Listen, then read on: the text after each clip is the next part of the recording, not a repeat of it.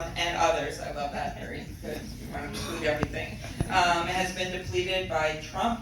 How we go about getting it up and going, building up the morale of the people that have been put down the last few years. I think it's a good way to end because it's kind of how we started with this patriotism show. So we have to remember that there's a lot of good that's done around the world by people in the State Department, and they put their lives out on the line too. And so many times when you see things happen and go well in the world, you don't always know the invisible people behind that maybe negotiated a diplomatic solution somewhere in the world, and yet they can't really talk about it because that was one of the keys of how they got it done. And I know diplomats like that.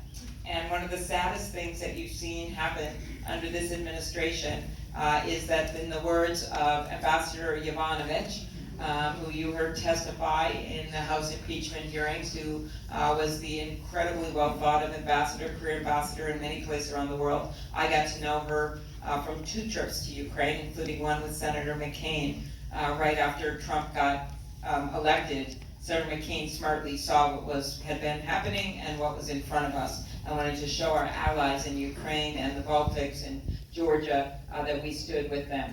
And she was the ambassador. So when I heard she was going to be called as a witness, I thought, oh, no one knows what they got going here, because she is so well respected by both sides of the aisle. And so she said in her testimony that the State Department had been hollowed out. Those were her words, which maybe how you thought about that, and that's true. So I think it's a combination of things. One is the rhetoric at the top, that you respect people who work in the government and you bring people back.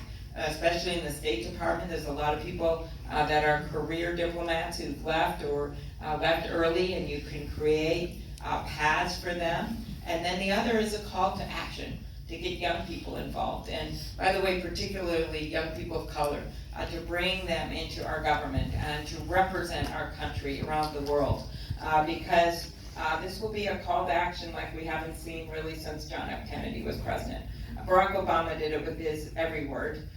The dignity that he brought to the presidency. But we're going to have to actually make direct asks for people to come back into our government, to work not just in the State Department, as you point out, but also in agencies like the USDA, which we've seen a major depletion, and the EPA, where scientists have just been pushed down in a country that we should believe in science. So I actually think this is an incredible opportunity for our country to reinvigorate our government again. And I will end with this. I want you to remember that we are all on this together in this barn right now. You know, it started the day after the inauguration when millions of people marched, including in the state of Iowa, and the day after that when 6,000 women signed up to run for office, probably coinciding with Karen and Rhonda's meeting.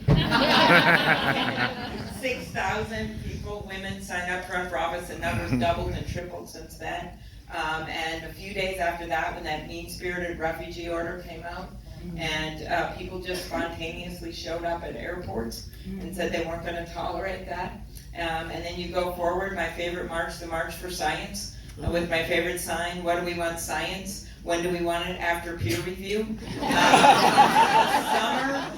the summer where the fighting 48 Democrats in the Senate stood unified from left to right and were joined then by 3 Republicans, including John McCain, who did that famous vote to turn down the repeal of the Affordable Care Act.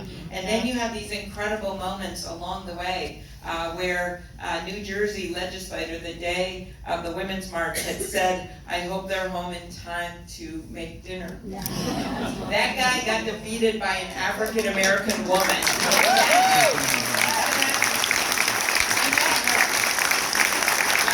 Or you go to the incredible elections like Danica Roem, who just got reelected, a trans woman that got elected outside of a major city in the state of Virginia.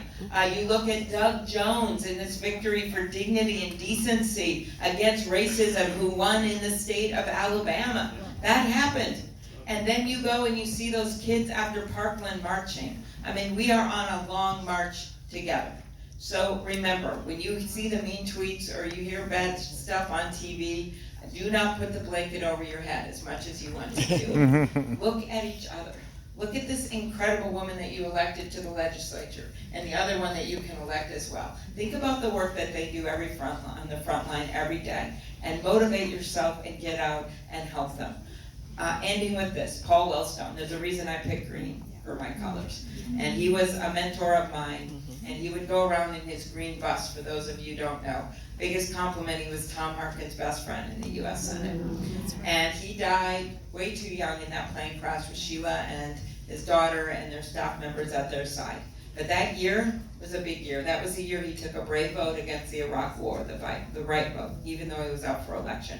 That was the year he told our state that he had MS. And his whole MO was that he had talked really, really fast in all of his ads. And I wish some of the young people here would see him. You could probably find them on the internet. But he had so much less money that his opponents, I can relate, that he would talk like this really, really fast in all his ads. And he said that's the only way he's going to get all his message across. He can only afford as much as smaller ads than they can.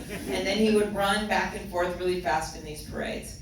Well, that year when he said he had MS, he was in a lot of pain and he couldn't run anymore. So he would stand on the back of the bus campaigning and wait for Sheila at his side. And I was helping him, because that year I had no opponent. Sounds really nice. And I would see this. And they would stand at the back of the bus, and then people in these green shirts would run around that bus. Hundreds of people with so much energy that he had given them that you didn't even notice that he wasn't running himself.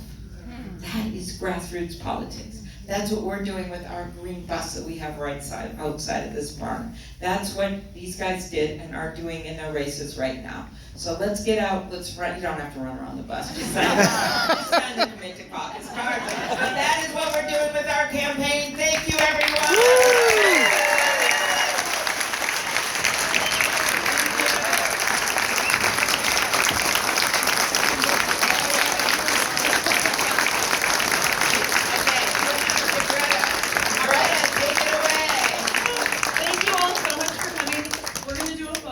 Starting right here.